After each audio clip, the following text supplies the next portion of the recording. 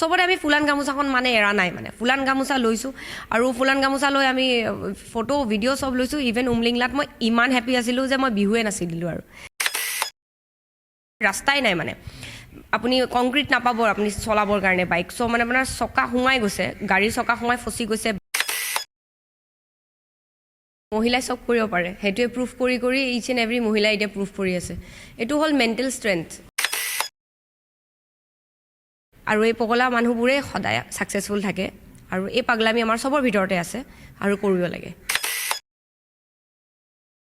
আমি বহুত গৰমৰ মাজেৰে গৈছিলোঁ এখন সেইখিনি সময়ত খুব গৰম হৈ আছিলে ইয়াতে টেম্পাৰেচাৰ বহুত হাই আছিলে তো ছাডেনলি আমি এনেকুৱা এটা টেম্পাৰেচাৰ গুচি গ'লোঁ যিটো মাইনাছলৈ গুচি গ'ল মানে ভাবে কিনো দৰকাৰ ৰাইডিং গিয়াৰ এক্সপেঞ্চিভ হয় আমি এযোৰ কাপোৰে 21 দিন পিন্ধিছোঁ নমস্কাৰ অলিম্পিয়া স্পৰ্টছৰ প্ৰতিগৰাকী দৰ্শকক স্বাগতম জনাই আৰম্ভ কৰিছোঁ আজিৰ এই বিশেষ সাক্ষাৎকাৰ আজি মোৰ লগত উপস্থিত আছে অসমৰ দুগৰাকী বাইক ৰাইডাৰ ইতিমধ্যে এই দুগৰাকী বাইক ৰাইডাৰে এক অভিলেখ সৃষ্টি কৰিবলৈ সক্ষম হৈছে নৰ্থ ইষ্টৰ ভিতৰত উমলিংলা অতিক্ৰম কৰা প্ৰথম দুগৰাকী বাইক ৰাইডাৰ আৰু উমলিংলা অতিক্ৰম কৰা বিশ্বৰ দ্বিতীয়গৰাকী মহিলা ৰূপে পৰিগণিত হৈছে মীনাক্ষী দাস ইতিমধ্যে ইণ্ডিয়ান বুক অফ ৰেকৰ্ডৰ তৰফৰ পৰা তেখেতসকলক দিয়া হৈছে স্বীকৃতি প্ৰথমতে মই তেখেতক স্বাগতম জনাম ধন্যবাদ আমাৰ বেদান্ত ৰাজখোৱা তো আমি উমলিংলাৰ পাছ কৰিলোঁ গ'লোঁ তো আমাৰ এইটো ড্ৰিম আছিলে বহুত দিনৰ পৰা তো বহুত দিনৰ মানে কি আমি এমাহৰ পৰা আমি এইটো ভাবি আছিলোঁ যে আমি উমলিংলা কৰিম বুলি প্লেন চলি আছিলে তাৰ প্ৰিপেৰেশ্যন চলি আছিল তাৰ কাৰণে এমাহ ধৰি পেলাই বিভিন্ন ধৰণৰ প্ৰিপেৰেশ্যন ফিজিকেল এক্টিভিটি হওক বাইকৰ প্ৰিপেৰেশ্যন তাৰ উপৰিও কিছুমান টেকনিকেল কথা থাকে ডকুমেণ্টেশ্যনৰ কাম থাকে সেইবিলাকৰ কাৰণে প্ৰিপেৰেশ্যন চলি আছিলে গোটেইখিনি ধৰি একমাহ ধৰি লাগিলোঁ তাৰপিছত গৈ আমি 27 তাৰিখে জাৰ্ণিটো ষ্টাৰ্ট কৰিলোঁ 27 ছেপ্টেম্বৰত তো আমি আল্টিমেটলি 21 দিন ক্ৰছ কৰি মেলি আহিলোঁ ঘূৰি মেলি উমলিংলা কৰি পেলাই বিৰাট ভাল লাগিলে গোটেই অসমৰ ৰাইজৰ আশীৰ্বাদ আছিলে তেওঁলোকৰ আশীৰ্বাদতে এই গোটেই বস্তুটো ছাকচেছ হ'ল আমাৰ সেইকাৰণে ভাল লাগিল নিশ্চয়কৈ ক'ব লাগিব এই দুগৰাকী ব্যক্তি হ'ল বেদান্ত ৰাজখোৱা আৰু মীনাক্ষী দাস আৰু যিহেতু তেখেতসকল পতিপত্নী হয় কিন্তু এই সফলতাৰে এই অভিলেখ গঢ়িবলৈ সক্ষম হৈছে যিহেতু আপোনালোকে এই অভিলেখ সৃষ্টি কৰিলে প্ৰথমতে আপোনাৰ প্ৰতিক্ৰিয়া জানিব বিচাৰিম ধন্যবাদ মানে আমি যেতিয়া উমলিংলা পাছটোৰ কথা গম পাইছোঁ যে এনেকুৱা ৱৰ্ল্ডৰ হায়েষ্ট মটৰেবল ৰোড এটা মানে BROই বনাইছে BRO আৰু আৰ্মি চবে মিলি কেনে সেই জেগাখিনি BROই বনাইছে আৰ্মিয়ে প্ৰটেক্ট কৰি আছে তো আমাৰ মাইণ্ডত এইটোৱে আহিলে আমি এবাৰ গৈ চাই আহোঁ কাৰণ এইটো বহুত হাই এল্টিটিউডত হয় 19,300 ফিট ওপৰত চি লেভেলৰ চ' তাতে অক্সিজেন লেভেল জাষ্ট 20% মান থাকে তো সেইটো বিৰাট চবৰ কাৰণে মানে ডিফিকাল্ট হয় যাবলৈ আমি এইকাৰণে ভাবিলে আমি যদি পাৰোঁ গৈ আহোঁ নেকি তেনেকৈ মানে প্লেনটো হ'ল আৰু চ' যদি যাব পাৰোঁ আমাৰ মটিভ আছিলে যে আমি তাতে গৈ ইণ্ডিয়ান আৰ্মি আৰু BRO যোনেখিনি তাতে বনাইছে তেওঁলোকক যদি অসমৰ ফুলান গামোচা দি কেনে তেওঁলোকক যদি আমি থেংকছ গিভিং এটা দিব পাৰোঁ সেইটো মটিভ লৈ মানে আমি গ'লোঁ আৰু যাতে তেওঁলোকে আমি গম পাই ভাল পাওক যে আমি অসমৰ পৰা আহিছোঁ নৰ্থ ইষ্টৰ অসমৰ গুৱাহাটীৰ পৰা আমি গৈছোঁ সেইটোৱে মটিভ লৈ গৈছিলোঁ নিশ্চয়কৈ মই এই মুহূৰ্তত বেদান্ত ৰাজখোৱাদেৱৰ ওচৰলৈ আহিবলৈ চেষ্টা কৰিম বেদান্ত ৰাজখোৱা কিন্তু অকল বাইক ৰাইডাৰেই নহয় তেখেত এগৰাকী ফিটনেছ ট্ৰেইনাৰো হয় লগতে এগৰাকী খেলুৱৈ হয় প্ৰাক্তন খেলুৱৈ তেখেতে কিক বক্সিঙতো ইতিমধ্যে নেশ্যনেল পৰ্যায়তো তেখেতে খেলিছে প্ৰথমতে মই আপোনাক সুধিব বিচাৰিম যে আপুনি বাইক ৰাইডিঙৰ ক্ষেত্ৰখনলৈ কেতিয়াৰ পৰা জড়িত হ'ল কি ক'ব মই এইটো 2011 মানৰ পৰা আৰম্ভ কৰিছোঁ মই প্ৰথম যিখন বাইক আছিলে এণ্টাৰচাৰ বাইক এখন লৈছিলোঁ য়ামাহাৰ তো সেইখন লৈ মই এদিন মন গ'ল শ্বিলঙলৈ গুচি যাবলৈ মই শ্বিলং গুচি গ'লোঁ বাইকখন লৈ পেলাই তেতিয়াৰ পৰাই মোৰ মানে ইণ্টাৰেষ্ট বহি গ'ল যে এনেকৈ বাইক লৈ পেলাই মানে কাম কৰা মানে বজাৰ চজাৰ কৰা ইউজ কৰা ঠাইত এনেকৈ লং ৰাইডতো ইউজ কৰিব পাৰি তেতিয়া মোৰ সেই বস্তু তেতিয়াৰ পৰা চখ বাঢ়ি বহিলে তাৰপিছত তেতিয়া মই টাৱাং গ'লোঁ তাৰপিছত আমি গ'লোঁ মই আমাৰ এটা অক্সিজেন বুলি গ্ৰুপ এটা আছে NGO গ্ৰুপ এটা আছে আমি গোটেই ফ্ৰেণ্ডখিনি মিলি পেলাই অক্সিজেন গ্ৰুপ হৈ পেলাই আমি অৰফেন ল'ৰা ছোৱালীবিলাকক স্পৰ্টছৰ অলপমান মানে প্ৰমোশ্যনৰ কাৰণে তেওঁলোকৰ মাজত সেইটো মটিভ লৈ পেলাই আমি কাঠমাণ্ডু গ'লোঁ তো তেতিয়াৰ পৰাই আমাৰ বাইক ৰাইডটো ষ্টাৰ্ট হৈ থাকিলে তেনেকৈ কৰিছোঁ তাৰপিছত মই ভাবিলোঁ মীনাক্ষীৰ লগত আমি দুজনে মিলি পেলাই কিয় নকৰোঁ তেতিয়া আমি এই 3 বছৰ ধৰি পেলাই আমি দুজনে বিভিন্ন জেগাত আমি নৰ্থ ইষ্টখন বেছিকৈ এক্সপ্ল'ৰ কৰিছোঁ নৰ্থ ইষ্টৰ বিভিন্ন জেগা যিবোৰ আনএক্সপ্ল'ৰ জেগা হয় বেলেগক দেখাব চেষ্টা কৰিছোঁ যে তেওঁলোকে আহি আমাৰ এই টুৰিজমটো যাতে আহি চাওক যে ইমান ধুনীয়া হয় নৰ্থ ইষ্টখন তো তেনেকুৱা জেগাত আমি গৈছোঁ আমি দুজনে গৈ পেলাই অৰুণাচলৰ বিভিন্ন জেগাত গৈছোঁ মেঘালয়ৰ বিভিন্ন জেগাত গৈছোঁ তো তেনেকৈ আমাৰ বাইক এক্সিবিশ্যন চলি আছে তো আমাৰ বহুত দিনৰ মনত চলি আছিলে যে এটা ডাঙৰ কিবা এটা কৰোঁ তো তেতিয়া আমি ভাবিলোঁ তেতিয়া লাডাখটো সকলোৱে যায় তথাপিও কি কৰাব পৰা যায় তেতিয়া আমি গম পালোঁ উমলিংলা পাছ আছে 19,300 ফিট হাই এল্টিটিউড তো এইটো এটা চেলেঞ্জেবল ৰাইড হয় তো আমি ডিচাইড কৰিলোঁ না এইটো কৰোঁ তো আমি সেইটো কৰি ল'লোঁ এইটো আপোনালোকক যিহেতু স্বীকৃতি প্ৰদান কৰিছে ইণ্ডিয়ান বুক অফ ৰেকৰ্ডৰ তৰফৰ পৰা আৰু লিমকা বুক অফ ৰেকৰ্ডৰো আপোনালোকৰ চিন্তা চৰ্চা চলি আছে কি ক'ব এই সন্দৰ্ভত একচুৱেলি আমি ইণ্ডিয়ান বুকৰ ৰেকৰ্ডত আহিলে সেইটো কাৰণে আমি বিৰাট ভাল লাগিছে বিৰাট এক্সাইটেড সেই বস্তুটো লৈ পেলাই আমি এনেকুৱা চিন্তা চৰ্চা কৰা নাছিলোঁ যে আমি লিংকা বুক অফ ৰেকৰ্ড বা ইণ্ডিয়ান বুকৰ ৰেকৰ্ডত আমাৰ নামটো আহিব বুলি লিংকা বুকত এতিয়ালৈকে অহা নাই বাৰু ষ্টিল কিন্তু মানে আমি ভবা নাছিলোঁ কিন্তু যে এইটো এটা ৰেকৰ্ড হ'ব এইটো জানিছিলোঁ যে যদি তাই যদি কৰিলে মীনাক্ষী যদি কৰিলে she'll be the second rider in the world হ'ব তেতিয়ালৈকে অকল লেডি এগৰাকীয়ে গৈছিলে তাৰপিছত আৰু জানো যে নৰ্থ ইষ্টৰ পৰা এতিয়ালৈকে কোনো কৰা নাই সেই বস্তুটো যে ইণ্ডিয়ান বুক অফ ৰেকৰ্ডে দিব মানে ৰিকগনাইজ কৰিব সেই বস্তুটো আমি একচুৱেলি ইমান এৱাৰ নাছিলোঁ কিন্তু তেওঁলোকে দিলে তেওঁলোকলে একচুৱেলি আমি বস্তুটো চেণ্ড কৰিলোঁ মেইল কৰিলোঁ তেওঁলোকে যেতিয়া বস্তুটো ৰিকগনাইজ কৰিলে বিৰাট ভাল লাগিলে বিৰাট ফূৰ্তি পালোঁ তো সেইটোৱে আৰু মানে আপোনালোকে 7 অক্টোবৰত উমলিংলা পাছ অতিক্ৰম কৰিছিলে আৰু হয়তো 8 অক্টোবৰত কোনোবা নৰ্থ ইষ্টৰ পৰা যাবও পাৰে কিন্তু আপোনালোকে হ'ল প্ৰথম নহয় জানো আমি প্ৰথম আমি নৰ্থ ইষ্টৰ পৰা প্ৰথম আমি 7 তাৰিখে কৰিছোঁ তেতিয়াহ'লে 7 তাৰিখলৈকে নৰ্থ ইষ্টৰ পৰা কোনো যোৱা নাই তেতিয়ালৈকে নিশ্চয়কৈ এই মুহূৰ্তত মই আকৌ পুনৰবাৰ অভিনন্দন জ্ঞাপন কৰিছোঁ আপোনালোকে ইমান সুন্দৰ অভিজ্ঞতাৰে আপোনালোকক এক অভিলেখ সৃষ্টি কৰি অসমৰ বাবে গৌৰৱ কঢ়িয়াই আনিলে মই এটা আপোনালোকক প্ৰশ্ন সুধিব বিচাৰিম যিহেতু আপোনালোকে এক অভিজ্ঞতাৰ মাজেৰে প্ৰত্যাহ্বানৰ মাজেৰে এই অভিলেখটো সৃষ্টি কৰিলে কেনেকুৱা আছিলে কেনেকুৱা প্ৰত্যাহ্বানৰ মাজেৰে আপোনালোক আগবাঢ়িছিলে কি ক'ব প্ৰত্যাহ্বান আমাৰ কাৰণে প্ৰথম আছিলে হাই এল্টিটিউডটো চবচে ডাঙৰ প্ৰথম হাই এল্টিটিউড আছিলে তাৰপিছত আৰু এটা ডাঙৰ এটা পইচা ৱেডাৰ ডিফাৰেঞ্চেছ তাৰমানে আমি বহুত গৰমৰ মাজেৰে গৈছিলোঁ এখন সেইখিনি সময়ত খুব গৰম হৈ আছিলে ইয়াতে টেম্পাৰেচাৰ বহুত হাই আছিলে তো ছাডেনলি আমি এনেকুৱা এটা টেম্পাৰেচাৰ গুচি গ'লোঁ যিটো মাইনাছলৈ গুচি গ'ল ছাডেনলি সেই বস্তুটো আমাৰ কাৰণে বহুত চেলেঞ্জেবল আছিলে কাৰণ আমি ছাডেনলি যেতিয়া মানালী পাইছোঁ মানালী পোৱালৈ গ'লে ঠাণ্ডা অলপ ফিল হৈছিলে যেতিয়া ছাডেনলি আমি মানালী ক্ৰছ কৰি যেতিয়া আমি লে সোমালোঁ তেতিয়াহ'লে ছাডেনলি নামি গ'ল এইটো মাইনাছলৈ আহি গ'ল তেতিয়া আমি সুধিছিলোঁ ইয়াতে কিমান চলি আছে কৈছে -10 চলি আছে তো আমি ক'ত 36-37 টেম্পাৰেচাৰত আছিলোঁ তো গৈ -10ত গুচি গ'লোঁ সেইটো আমাৰ কাৰণে চেলেঞ্জেবল আছিলে তাৰপিছত আকৌ হাই এল্টিটিউডৰ প্ৰব্লেম আছিলে আমাৰ প্ৰথম দিনা যেতিয়া আমি মানালী ক্ৰছ কৰি যেতিয়া লেট সোমাইছিলোঁ যেতিয়া পাঙত আছিলোঁ আমি পাঙত তেতিয়া আছিলোঁ এইটো 15,800 ছামথিং হাই এল্টিটিউড হয় তেতিয়া আমাৰ অলপমান অক্সিজেনৰ অলপ প্ৰব্লেম হৈছিলে ব্ৰিডিঙৰ প্ৰব্লেম হৈছিলে সেইকাৰণে আমাৰ অলপমান মাথা বিষাইছিলে ৰাতি অকণ আনইজি ফিল কৰিছিলোঁ আমি তাৰপিছত নেক্সট দিনাৰ পৰা আকৌ আমি সেই এল্টিটিউডটো আমাৰ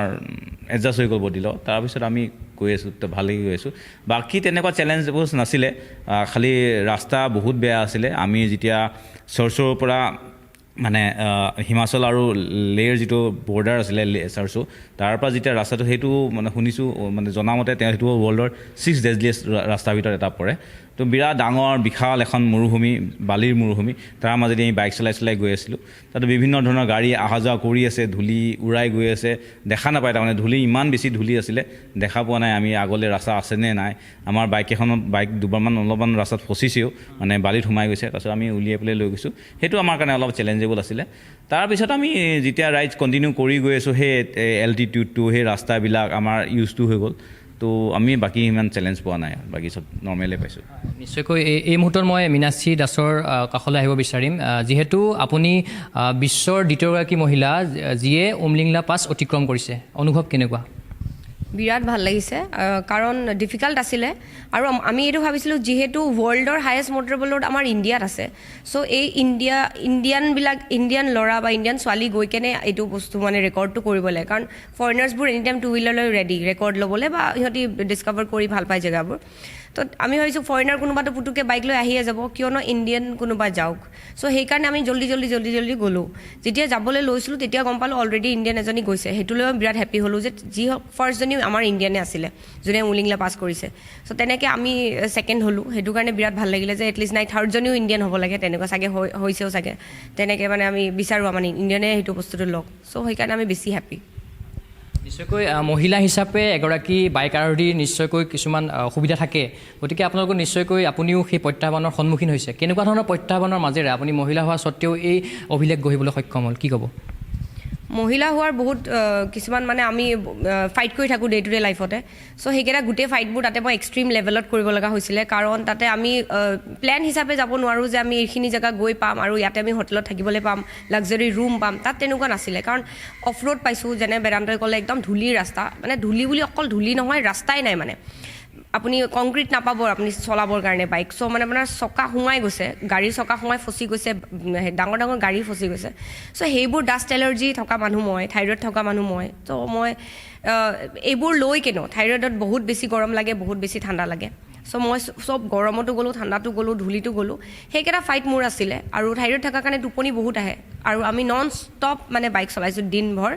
আৰু আমি ইউটিউব চেনেলৰ থ্ৰু দি মানে আমাৰ ভিউৱাৰ্ছবিলাকক চব দেখাব বিচাৰোঁ চ' সেইটোৰ কাৰণে আমি বিচাৰিছিলোঁ ইচ এণ্ড এভৰি ডে'ৰ ভিডিঅ'বোৰ দেখাওঁ তাৰ কাৰণে এডিটিং পাৰ্টটো আপোনালোকে বুজি পায় এডিটিং পাৰ্ট সিদিনাই কৰিছোঁ চ' আমাৰ সেইটো কাৰণে মানে টোপনি বহুত ক্ষতি হৈ গৈছিলে টোপনি ক্ষতি হোৱাৰ কাৰণে এনাৰ্জি লেভেল কম আছিলে তাৰ উপৰিও মানে যুঁজি গৈছোঁ চ' মেডিচিন কিন্তু খোৱা নাই যে ডাষ্ট এলাৰ্জিৰ মেডিচিন বা any kind of pain killer চব লৈ গৈছিলোঁ হয় ফাৰ্ষ্ট এড এভৰিথিং লৈ গৈছোঁ কিন্তু একো খাব লগা হোৱা নাই আৰু তাৰপিছত আমি যেতিয়া ভাবিছোঁ নাই এতিয়া হোটেলত যেতিয়া এই অফ ৰোডটো শেষ হোৱাৰ লগে লগে আমি এনেই চাহ ভাত খাবলৈ ৰখিছিলোঁ তেতিয়া গম পালোঁ নাই ইয়াতে ষ্টে কৰিব লাগিব এতিয়া কাৰণ ইয়াৰ পৰা নেক্সট আৰু 150মান কিলোমিটাৰ্ছ মেবি আৰু আগলৈ যাব লাগিব যোনটো অফ ৰোড আৰু যোনটো আন্ধাৰ হৈ যাব চ' আমি আন্ধাৰত ৰাইড নকৰোঁ তেতিয়া আমি হ'লোঁ ইয়াতে থাকিব লাগিব যেতিয়া থাকিব চালোঁ মানে সেইটো এখন জাষ্ট আপোনালোকে মেগী খাব পাৰে ভাত খাব পাৰে টাইপ এখন মানে এটা ৰুম টাইপ খালি সিহঁতি বিচনা কেইখনমান থৈছে অবভিয়াছলি লেতেৰা হ'বই কাৰণ ডাষ্টৰ মাজত আপুনি এক্সপেক্ট কৰিব নোৱাৰে তেওঁলোকে ধুব সেইবোৰ বেডশ্বীট তেনেকুৱা জেগাত আমি ৰাতি ষ্টে কৰিছোঁ চ' সেইবোৰো আমাৰ কাৰণে চেলেঞ্জ আছিল টয়লেট নাই ক'তো টয়লেট আপোনালোকে মানে এজ এ লেডি আমি মানে বিচাৰি আৰু হাইজিন হ'ব লাগে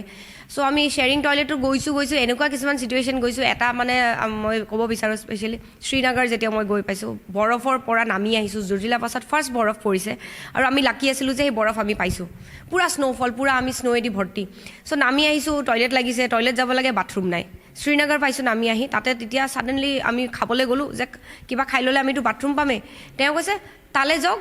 এনেকুৱা এটা জেগাত দেখাইছে যে অনলি ট্ৰাকছ আছে মানে চাগে 100 অফ ট্ৰাকছ তাতে থাকে ট্ৰাক ড্ৰাইভাৰ্ছবোৰ যায় চ' মই তেনেকুৱা জেগাটো মানে মই ৱাশ্বৰুম যাব লগা হৈছে চ' এজ এ লেডি মই ক'ব বিচাৰিছিলোঁ চবকে যে মানে তাতে হাইজিন তাতে আপুনি ইয়াত নাথাকোঁ সেইবোৰ কৰি লাভ নাই আপোনাৰ ৰাইডাৰ লাইফটো এইটোকে কয় যে আপুনি এটা এজ এ ৰাইডাৰ আপুনি চব বস্তুতে কম্প্ৰমাইজ কৰিব লাগিব চব বস্তু তেতিয়াহে গৈ কিবা এটা এচিভ কৰিব সেইটো কাৰণে চাগে হ'ল সেইটোৱে আৰু প্ৰতিটো ৰাইডৰে এটা মটিভ থাকে আপোনালোকৰো এটা মটিভ আছিলে নিশ্চয় সেই মটিভটো কি আছিলে যদি জনায় আমাৰ মটিভটো থেংকছ গিভিং আছিলে মেইন কথা আমি ইয়াৰ পৰা থেংকছ গিভিং দিব যাম উমলিংলালৈ যাম আৰু উমলিংলা আমি যামেই বুলি মানে ওলাইছোঁ আৰু যাতে আমি BRO আৰু ইণ্ডিয়ান আৰ্মিৰ আমি থেংকছ গিভিং দিব পাৰোঁ সেইকাৰণে আমি 30খনমান ফুলান গামোচা আমি গুৱাহাটীৰ পৰা লৈ গৈছোঁ আমি তেনেকৈ হায়াৰ অফিচিয়েলছবিলাকক তেওঁলোকক দিছোঁ সেইটো আমাৰ মেইন উদ্দেশ্য আছিলে যে আমি যাওঁ আৰু এইটো কৰিবলৈ চেষ্টা কৰোঁ আৰু তেওঁলোকে কৰিব পাৰিলে হেপী হৈছে তেওঁলোকে যে আহিছে আপোনালোকে মানে এনেকৈ লৈ সেইটোৱে আৰু তেনেকৈ আপোনাৰ গামোচা যেতিয়া তেনেকুৱা ঠাইত উৰুৱাব পৰা যায় মানে বিজয় ধ্বজা কেনেকুৱা লাগে অনুভৱ কেনেকুৱা হয় বিৰাট ভাল লাগিছে আপোনালোকে দেখিব যিমান পাছ বহুতকেইটা পাছ আছে অকল উমলিংলা বুলি নহয় কেইবাটাও পাছ আমি নিয়াৰ এবাউট 10টা পাছ মানে টপ পাছ মিলি আমি 10টা ঠাইত গৈছোঁ চবতে আমি ফুলান গামোচাখন মানে এৰা নাই মানে ফুলান গামোচা লৈছোঁ আৰু ফুলান গামোচা লৈ আমি ফটো ভিডিঅ' চব লৈছোঁ ইভেন উমলিংলাত মই ইমান হেপী আছিলোঁ যে মই বিহুৱে নাচিলোঁ আৰু সেই তেনেকুৱা টাইপ চ' অসমত যেনেকৈ মানে আমি দেখাব বিচাৰিছোঁ বা ফিল হৈছে বাহিৰত গ'লে আমি বেছি ফিল হয় যে আমি অসমীয়া আমি অসমৰ চ' সেই বস্তুটো আমি তেনেকৈ এক্সপ্ৰেশ্যন মানে দিছোঁ আৰু ফুলান গামোচাতে এনেকুৱা ধৰণৰ ৰাইডিঙৰ নিশ্চয়কৈ অৰ্থৰো বহুত প্ৰয়োজন হয় আপোনালোকে নিজা খৰচত গৈছে নে কিবা অৰ্থ পাইছে সহযোগিতা পাইছে কি ক'ব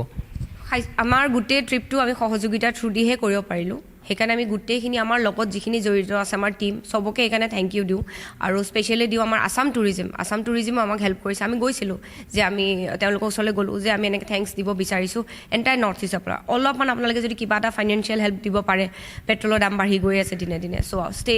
ফুড এভৰিথিং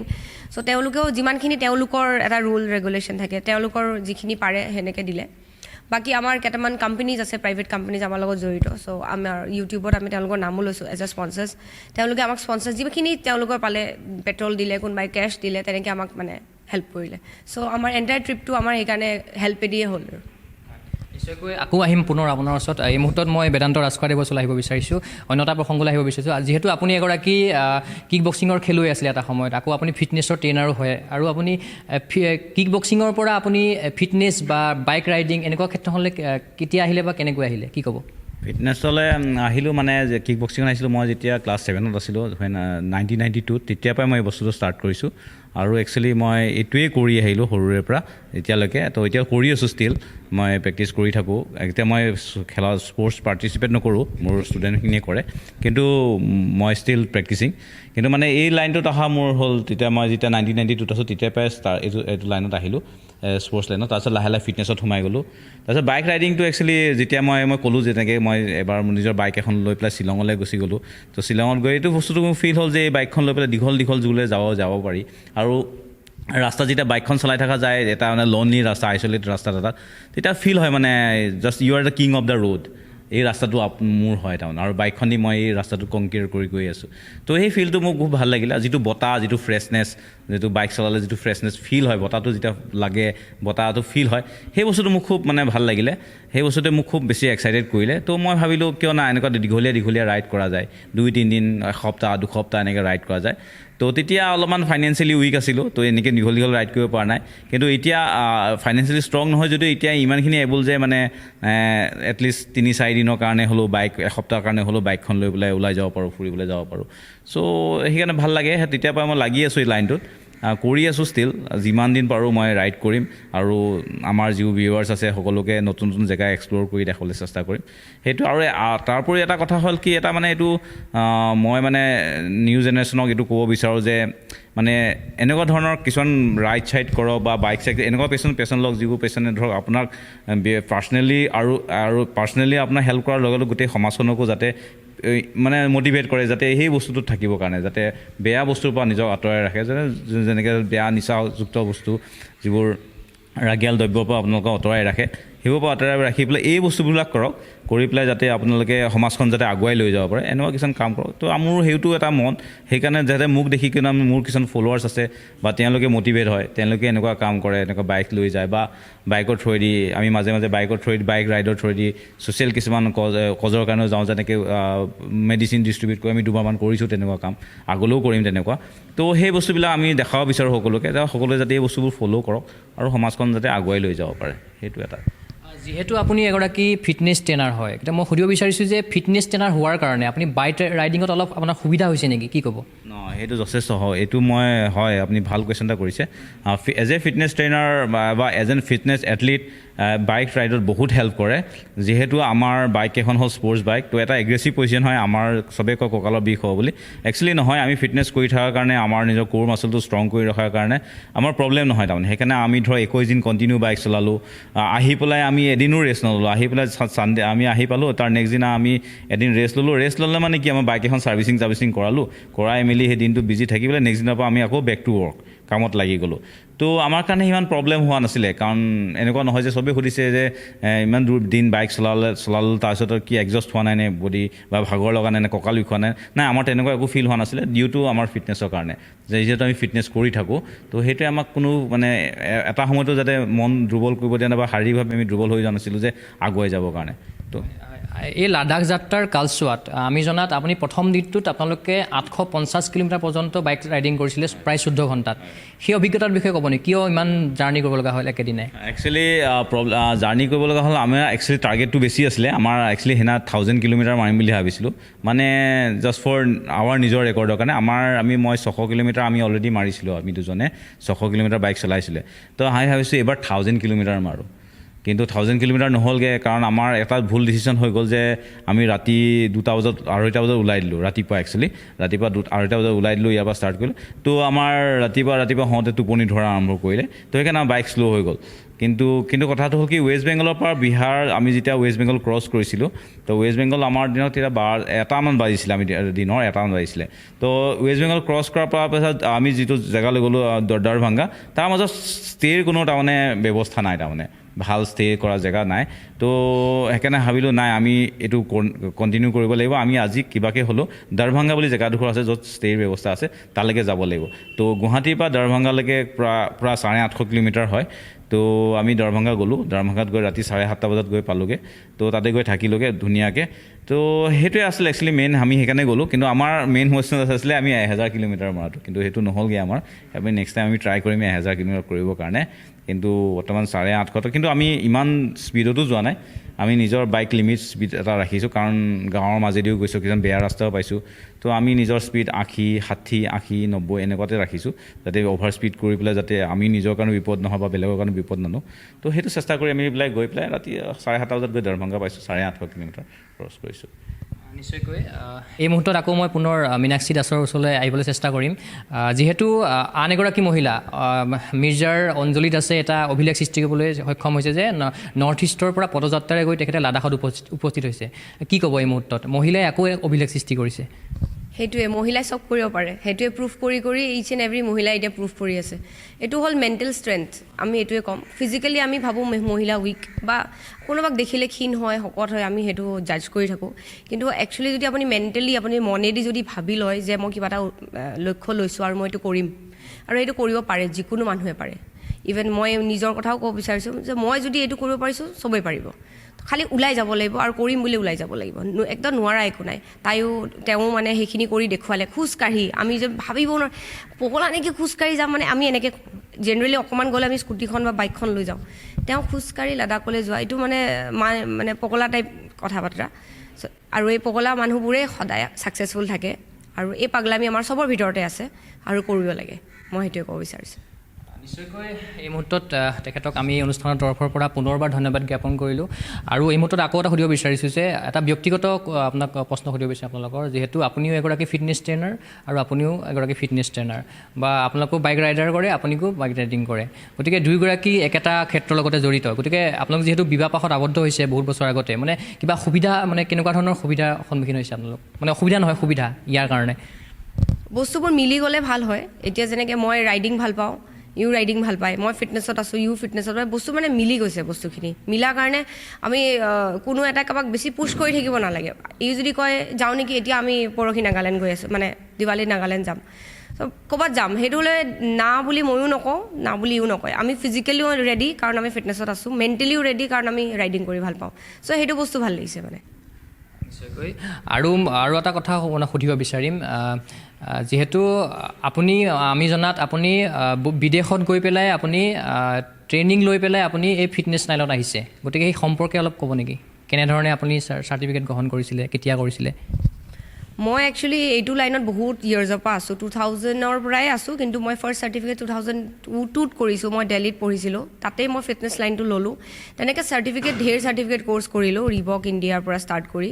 তাৰপিছত যেতিয়া পিলাটেছ এটা ফৰ্ম অফ এক্সাৰচাইজ হয়, যোনটো মই আগৰ পৰা কৰাই আহিছোঁ। ইয়াত যেতিয়া গুৱাহাটীত আছোঁ, ঘূৰি আহিলোঁ, তেতিয়া পিলাটেছৰ মানে চাৰ্টিফিকেট কৰিবৰ কাৰণে কেনেডাত আছে, যোনটো ছুইচ পিলাটে বুলি কয়। সেই কেনেডাটো যাব নোৱাৰোঁ কাৰণ বহুত এক্সপেঞ্চিভ হয় তাতে। চ' আমাৰ নিয়াৰ এবাউট যেনেকৈ নিয়াৰ ইণ্ডিয়া ষ্টাডি চেণ্টাৰ থাকে, তেনেকৈ ষ্টাডি চেণ্টাৰটো থাইলেণ্ডত আছিলে। চ' মই সেইকাৰণে থাইলেণ্ডটো মোৰ ষ্টাডি চেণ্টাৰ বনাই কেনে, কোৰ্চটো কেনেডাৰ হয় কিন্তু ষ্টাডি চেণ্টাৰটো থাইলেণ্ডৰ হয়। তেনেকৈ আমি এভৰি ইয়াৰ, এইটো কৰোণাৰ কাৰণে আমি 2 বছৰৰ পৰা যাব পৰা নাই, কিন্তু তেওঁলোকৰ মানে আমি ট্ৰেইনিঙৰ কাৰণে এভৰি ইয়াৰ গৈ থাকিব লাগে টু কমপ্লিট দ্য কোৰ্চ। চ' তেনেকৈ মই চাৰ্টিফিকেশ্যনৰ কাৰণে গৈ আছিলোঁ, 3বাৰ গ'লোঁ আৰু এবাৰ যাবলৈ আছে। চ' যেতিয়া খুলি যাব, এতিয়া চব অনলাইন ক্লাছেছ হৈ আছে, কিন্তু সেইকাৰণে এক্সামবোৰ হৈ থকা নাই। আৰু যাম কাৰণ ইহঁতি আপগ্ৰেডেশ্যন বিচাৰে, মানে আপুনি সদায় নতুন ৰিচাৰ্চ যিখিনি হৈ থাকে বিচাৰে। তো তেনেকৈ আমি আৰু যাম, তো তেনেকৈ কোৰ্চ কৰিলোঁ আমি। মানে নৰ্থ ইষ্টৰ পৰা চাৰ্টিফাইড আপুনি? নৰ্থ ইষ্টৰ পৰা ময়ে কৰিছোঁ এতিয়া বৰ্তমান, এতিয়ালৈ আজিৰ দিনলৈ পিলাটেৰ চাৰ্টিফাইড ট্ৰেইনাৰ নাই। আৰু সেইটো ছুইচ পিলাটে বহুতে কৰাব বিচাৰে, কাৰণ আজিকালি ভিডিঅ'টো এভেইলেবল আছে, আপুনি চাই কেনে আপুনিও কৰাব পাৰে। কিন্তু সেইকাৰণে আমি কওঁ যে চাৰ্টিফাইড হ'লে আমি মানুহক ইঞ্জুৰি নিদিওঁ,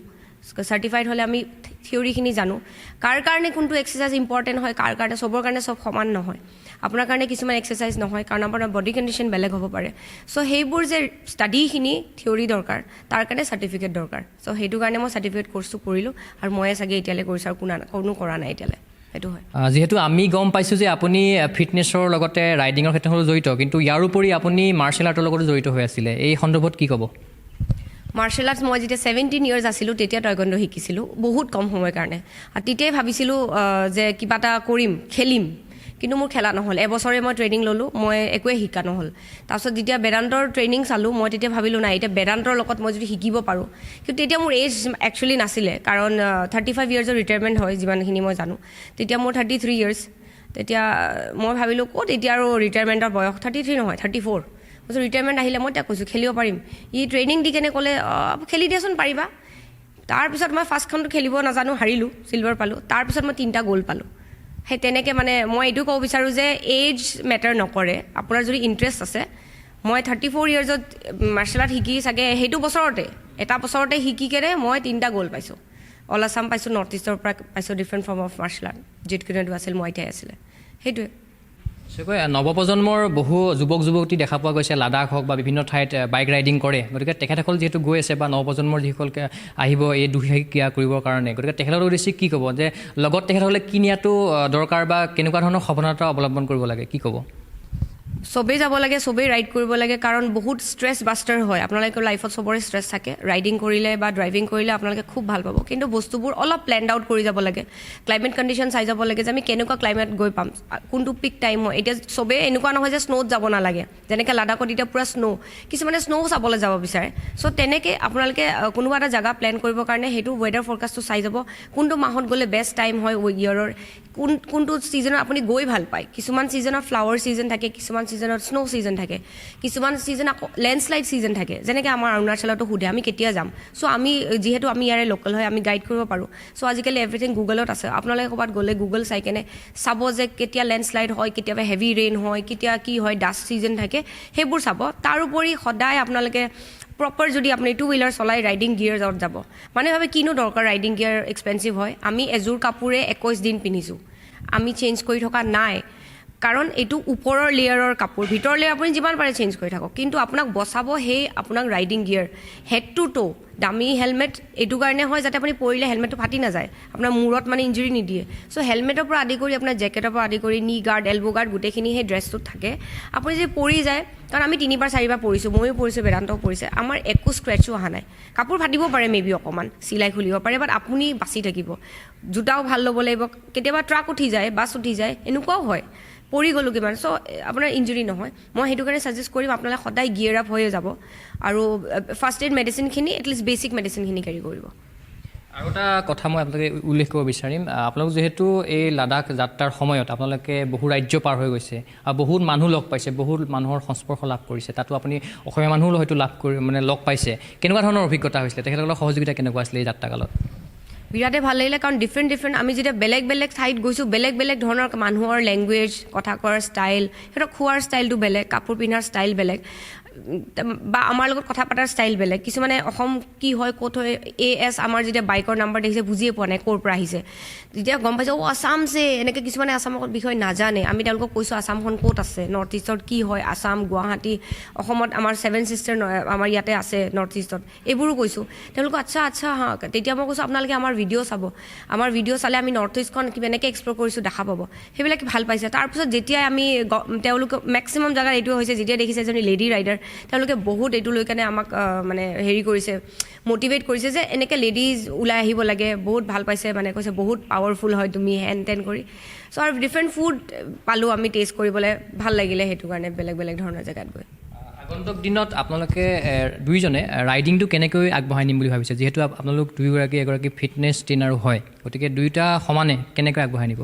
আমি ছুটি পালেই যাওঁ মেইন কথা আমি উইকেণ্ডত ৰাইড কৰোঁ অবভিয়াছলি আমি কামটো প্ৰফেচনেলটো আমি এইটো ব্ৰেক কৰিব নোৱাৰোঁ কিন্তু যেতিয়াই যেনেকৈ এইটো ফেষ্টিভ ছিজনত আমি মষ্টলি ট্ৰেভেল কৰোঁ দিৱালী আহিছে 2 দিন ব্ৰেক লৈছোঁ ছেটাৰডে ছানডে মিলি গ'ল কাৰণে আমি 3 দিনীয়া ব্ৰেক ল'ম এবাৰ তাৰপিছত দুৰ্গা পূজা আহিলে আমি এনেকৈ ব্ৰেক লওঁ তাৰপিছত এতিয়া যেতিয়া আমাৰ ক্ৰিছমাছ টাইম আহে Christmas to new year almost 1 week মানুহে অলপমান বিজি হৈ যায় ফেষ্টিভ মুডত থাকে ট্ৰেভেল কৰিবলৈ যায় তেনেকৈ আমি চান্স বিচাৰি থাকোঁ তাৰমানে বিহু আহিলে বিহুত আমি ওলাই যাওঁ একচুৱেলি আমি ফেষ্টিভেল নাপাওঁ এজ এ ৰাইডাৰ আমি ঘৰত বহি কোনো এটা ফেষ্টিভেলে নাপাওঁ কাৰণ সেইটো ফেষ্টিভেল আমি ইউজ কৰোঁ যাতে আমি ফুৰিবলৈ যাওঁ আৰু নতুন জেগা দেখাওঁ নিজেও চাওঁ বেলেগকো দেখাওঁ সেনেকৈয়ে প্লেন কৰোঁ মানে যিহেতু আপুনি এগৰাকী মহিলা হৈ এই অভিলেখ গঢ়িলে উইলিংলাক গৈ পেলাই গতিকে আপোনালোকে যিসকল আগবাঢ়ি আহিব এই ক্ষেত্ৰখনলৈ উদীয়মান যুৱক যুৱতী বা বিশেষকৈ যুৱতীসকলক উদ্দেশ্যে আপুনি কি আহ্বান জনাব মই বিচাৰোঁ আৰু ইয়াতকৈ ডাঙৰ ৰেকৰ্ড ব্ৰেক কৰক আৰু ধুনীয়া নতুন জেগা এক্সপ্ল'ৰ কৰক আগুৱাই যাওক কিছুমানে যদি কয় এইটো ইম্পচিবল হয় এইটো ঠাইত যাবলৈ সেইটো জেগাত যাওক প্ৰেক্টিকেলি গৈ চাই আহক কিখিনি ইম্পচিবল আৰু কিখিনিলে আপুনি গৈ কৰিব পাৰে। আমাৰ এটা আপকামিং ৰাইড এটা আছে, সেইটো আপোনালোকে কেইদিনমান পিছত গম পাব। যদি আমি কৰি আহোঁ চাগে আপোনালোকে আকৌ নিউজত দিব লাগিব পাৰে, কাৰণ সেইটো এটা ৰেকৰ্ড হ'ব। আৰু সেইটো এতিয়া ভাবিব গ'লে ইম্পচিবল, পগলা নেকি তাতে মানুহ যায়, মানুহ এনেকৈ ভাবিব। কিন্তু আমি ভাবিছোঁ চাই লওঁচোন এইটো পাগলামি কৰি। কিন্তু ছেফাৰ ছাইডত এনেকুৱাও নহয় যে নিজক মাৰি মেলি, ছেফাৰ ছাইডত যিমানখিনিলে পাৰোঁ আমি আগবাঢ়ি যাম। তেনেকৈ আমি নেক্সট য়াং জেনেৰেশ্যনক ক'ব বিচাৰিছোঁ ছেফাৰ ছাইডক নিজক ছেফ ৰাখি কেনে আগবাঢ়ি যোৱা। ৰাতি ৰাইড কৰিব নালাগে, আনছেফ থাকে। নতুন জেগা যদি যায় লোকেল জেগাবিলাকক ক্লিন কৰি ৰাখিব লাগে আৰু লোকেল মানুহক ভাল ব্যৱহাৰ কৰিব লাগে, যাতে তেওঁলোকে, মানুহে কয় নহয়, আমাকো কৈছিলে বিহাৰত কেয়াৰফুলি যাবা, তাৰপাছতে আপোনালোকে কাশ্মীৰ গৈছা কিন্তু ভালকৈ যাবা, মানুহ ঠিক নহয়। আপুনি যদি ঠিক হয় চব মানুহ ঠিক হয়। আপুনি বেড বিহেভ কৰিলে মানুহে বেড বিহেভ কৰিব। ৰাতি আলগতীয়াল আপোনালোকে যদি ঘূৰি ফুৰে, নিচা কৰে, তেতিয়া আপোনালোকেও বেড বিহেভ এটা পাব। চ' সেইখিনি যদি আপুনি ভালকৈ ৰাখি যায় তেনেহ'লে আপোনালোকৰ চব ভাল হ'ব। নিশ্চয়কৈ এই অনুষ্ঠানৰ মই শেষৰ অংশলৈ আহিব বিচাৰিম। শেষত মই দুজনকে এটা প্ৰশ্ন কৰিব বিচাৰিম যে আপোনালোকক যিহেতু এই ফিটনেছ লাইনৰ লগতো জড়িত আৰু বাইক ৰাইডিঙৰ লগতো জড়িত, মানে সপোন কি আছে, পৰিকল্পনা কি আছে, এই লাগিলে ফিটনেছেই হওক বা বাইক ৰাইডিঙেই হওক, কি ক'ব শেষত? ফিটনেছৰ বিষয়টো আৰু আমি নিজক আপগ্ৰেড কৰিও থাকোঁ, আৰু আপগ্ৰেড কৰিম, নতুন নতুন বস্তু আৰু শিকিম, নতুন ফৰ্ম অফ এক্সাৰচাইজ আৰু শিকাম। আৰু আমি বেদান্তটো আৰু আছেই মাৰ্চেল আৰ্টত। চ' বাচ্ছাবিলাকক আৰু মটিভেট কৰিম। ট্ৰেভেল লাইনত যিমান পাৰোঁ ট্ৰেভেল কৰিব চেষ্টা কৰিম। এতিয়া আমি নেশ্যনেল কৰিছোঁ, লোকেল কৰিছোঁ, ইণ্টাৰনেশ্যনেল চেষ্টা কৰিম, আমাৰ আছেও প্লেন। চ' সেই তেনেকেই আৰু মানে ভাবি গৈছোঁ নে আৰু কৰি গৈয়ে থাকিম। এজ নাচাওঁ কিমান বয়সলৈ কৰিব পাৰোঁ, কিন্তু কৰি গৈ থাকিম। নিশ্চয়কৈ মই একেটা প্ৰশ্নই আপোনাক কৰিব বিচাৰিম, যিহেতু আপুনি কিক বক্সিঙৰ লগতো জড়িত আৰু আপুনি ফিটনেছৰ লাইনৰ লগতো জড়িত, লগতে আপুনি বাইক ৰাইডিঙৰ লগত জড়িত। কিদৰে আপুনি আগন্তুক সপোন কি আছে আপোনাৰ, কি ক'ব? সপোন মানে মই বিচাৰিছোঁ ফিটনেছ লাইনত যিমান মেক্সিমাম মানুহ এইটো লাইনত ইনভলভ হয় সিমানেই ভাল। কাৰণ এটাতো মাজতে শ্লোগানো চলিছে যে ফিট ইণ্ডিয়া বুলি। তো সকলো ফিট থাকিলে যদি মানুহ ফিট থাকে সেইখন দেশখনো ফিট উন্নতি হয়। তো যিমান মানুহ ইনভলভ হয় ফিটনেছত, সেইটো বিচাৰিছোঁ মানুহ ফিটনেছত ইনভলভ হওক আৰু মানুহ ফিট থাকক আৰু দেশখনক আগুৱাই লৈ যাওক। আৰু ৰাইডিংটোতো অভিয়াছলি শেষলৈকে কৰি যাম, যিমান দিন পাৰোঁ কৰিমেই। আৰু নতুন নতুন জেগা এক্সপ্ল'ৰ কৰিম। মীনাক্ষী কোৱাৰ দৰে আমি এতিয়া নেশ্যনেল লেভেলত ৰাইড কৰিছোঁ, নেক্সট টাইম আকৌ ইণ্টাৰনেশ্যনেল কৰিবলৈ চেষ্টা কৰিম। আমাৰ তেতিয়া ইণ্ডিয়াখনক ৰিপ্ৰেজেণ্ট কৰিম বাহিৰত গৈ পেলাই, সেইটো কৰিবলৈ বিচাৰিছোঁ। সেইটো আমাৰ এটা সপোন আছে। তো তেনেকৈ আগুৱাই যাব বিচাৰিছোঁ। সেইকাৰণে মই চবকে ক'ব বিচাৰিছোঁ যে ফিট থাকক, লাইফটো ফুলি জীয়ক ফিট থাকি পেলাই, কাৰণ ফিট থাকিলেহে আপোনাৰ লাইফটো জীয়াব পাৰিব ধুনীয়াকৈ। নিশ্চয়কৈ আমাৰো তাৰ কাৰণে শুভেচ্ছা সদায় থাকিব।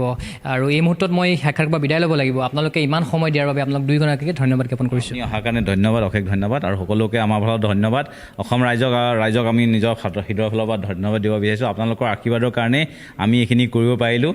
আজি উমলিংলা পাছ কৰি আহিলোঁ। আৰু আপোনালোকে আশীৰ্বাদ কৰি থাকক যাতে আমি আৰু আগুৱাই যাব পাৰোঁ, ইয়াতকৈ আৰু নতুন নতুন প্ৰাউড মুমেণ্ট আমি বনাব পাৰোঁ আমাৰ অসমৰ কাৰণে, আমাৰ নিজৰ কাৰণে। তো সেয়ে আপোনালোকৰ ওচৰত হেৰি থাকিলে। মীনাক্ষী দাস বাইদেউকো আপোনাক ধন্যবাদ জ্ঞাপন কৰিছোঁ। ধন্যবাদ। আপোনালোক যে আহি টাইম দিলে আমাক, সেইটো কাৰণে ধন্যবাদ। আৰু আপোনালোকে ভিউৱাৰ্ছক দেখালে, সেইটো কাৰণে ধন্যবাদ। নিশ্চয়কৈ এয়া আছিল অসমৰ দুগৰাকীকৈ বাইক ৰাইডাৰ, দুগৰাকী ব্যক্তিয়ে ইতিমধ্যে অভিলেখ সৃষ্টি কৰিবলৈ সক্ষম হৈছে। আমিও আশা কৰিম যে তেখেতসকলে আগন্তুক দিনত এনেধৰণৰ অভিলেখ সৃষ্টি কৰি অসমলৈ সুনাম কঢ়িয়াই আনক। এই আশাৰে মই চিন্ময় বৰাই এই বিশেষ সাক্ষাৎকাৰৰ পৰা বিদায় লৈছোঁ। চাই থাকিব অলিম্পিয়া স্পৰ্টছ। ধন্যবাদ।